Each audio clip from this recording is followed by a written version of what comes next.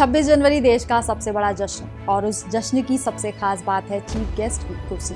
Chief guest की कुर्सी सिर्फ बैठने के लिए नहीं है, ये भारत की विदेश नीति, कूटनीति और ताकत का संदेश देती है। इन्हीं खासियतों के साथ इस कुर्सी के लिए इस बार पीएम मोदी ने किसे और क्यों दिया न्योता। नमस्कार, आप देख रहे हैं पंजाब केसरी टीवी। मैं हूं रंजना। दरअसल 26 जनवरी गणतंत्र दिवस पर मुख्य अतिथि बनना किसी भी विदेशी नेता के लिए सर्वोच्च सम्मान होता है। 26 जनवरी की परेड की सलामी लेने के लिए हर साल एक खास विदेशी मेहमान का चेहरा देश और दुनिया का ध्यान खींचने में कामयाब होता है। हर साल चीफ गेस्ट का चयन कोई औपचारिक परंपरा नहीं, बल्कि एक रणनीतिक फैसला होता है। भारत कभी अमेरिका, कभी रूस, कभी फ्रांस, कभी पड़ोसी देश को बतौर अतिथि के तौर पर इनवाइट करता है। हर चीफ गेस्ट की भारत की प्राथमिकताओं की कहानी कहता है। चीफ गेस्ट की कुर्सी पर बैठा नेता असल में भारत की वैश्विक सोच पर बैठता है। भारत गणतंत्र दिवस पर सिर्फ ताकतवर देशों को न्योता नहीं देता, बल्कि भरोसेमंद और रणनीतिक साझेदारों को प्राथमिकता देता है, जो कि सुरक्षा के लिहाज से आर्थिक भविष्य में भारत का साथ दें। भू राजनीतिक संतुलन। भारत दुनिया को दिखाना चाहता है कि वो किसी एक गुट का नहीं, बल्कि संतुलन का देश है। रणनीतिक साझेदारी, डिफेंस टेक्नोलॉजी, एनर्जी और ट्रेड में नए समझौते, सुरक्षा सहयोग, आतंकवाद और समुद्री सुरक्षा पर साझा मोर्चा। आर्थिक भविष्य, भारत को मैन्युफैक्चरिंग और सप्लाई चेन हब बनाना है।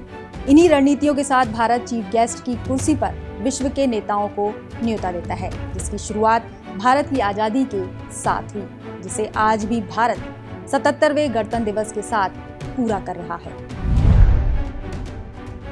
26 जनवरी 1950 को भारत का संविधान लागू हुआ और इसी साल से भारत में एक खास परंपरा शुरू हुई, गणतंत्र दिवस पर विदेशी मेहमान को मुख्य अतिथि के रूप में आमंत्रण देने की। इसका मकसद था भारत दुनिया को अपने लोकतांत्रिक मूल्यों के साथ अंतर्राष्ट्रीय सहयोग का संदेश दे सके। 1950 के पहले मुख्य अतिथि थे इंडोनेशिया के राष्ट्रपति सुकर्णो।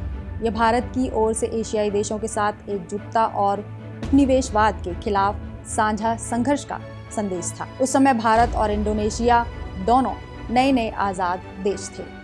इस परंपरा की शुरुआत के साथ ही भारत में चीफ गेस्ट के चयन की प्रक्रिया को पूरा किया जाता है। 26 जनवरी को चीफ गेस्ट का चयन लंबी और सोच समझकर की जाने वाली प्रक्रिया होती है, जिसकी तैयारी 26 जनवरी कार्यक्रम के शुरू होने के 6 महीने पहले ही शुरू हो जाती है, जिसकी जिम्मेदारी संभालता है विदेश मंत्रालय, जो कि देखता है कि संबंधित देश या संगठन के साथ भारत के राजनीतिक, आर्थिक, सैन्य और कूटनीतिक रिश्ते कैसे हैं। चीफ गेस्ट का नाम तय हो जाने के बाद उन्हें औपचारिक निमंत्रण भेजा जाता है।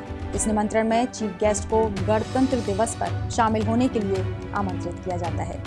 बता दें कि 26 जनवरी के दिन चीफ गेस्ट को कर्तव्य पथ के प्रमुख स्थान पर बैठाया जाता है। फिर उन्हें 21 तोपों की सलामी दी जाती है। राष्ट्रपति भवन में गार्ड ऑफ ऑनर देकर सम्मानित किया जाता है। इसके बाद चीफ गेस्ट राजघाट पर महात्मा गांधी को श्रद्धांजलि देते हैं।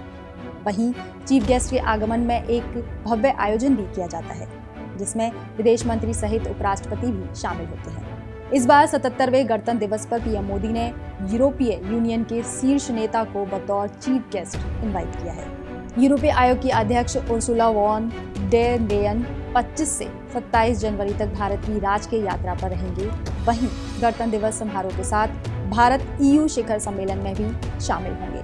बहरहाल इस बार 26 जनवरी के चीफ गेस्ट को एक रणनीतिक शक्ति के तौर पर देखा जा रहा है। ये न्योता बताता है कि भारत वैश्विक राजनीति में सिर्फ संतुलन नहीं, बल्कि दिशा तय करने की भूमिका में है।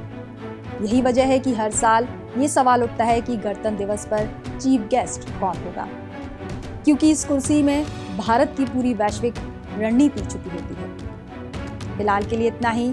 देखते रहिए पंजाब केसरी टीवी। नमस्कार।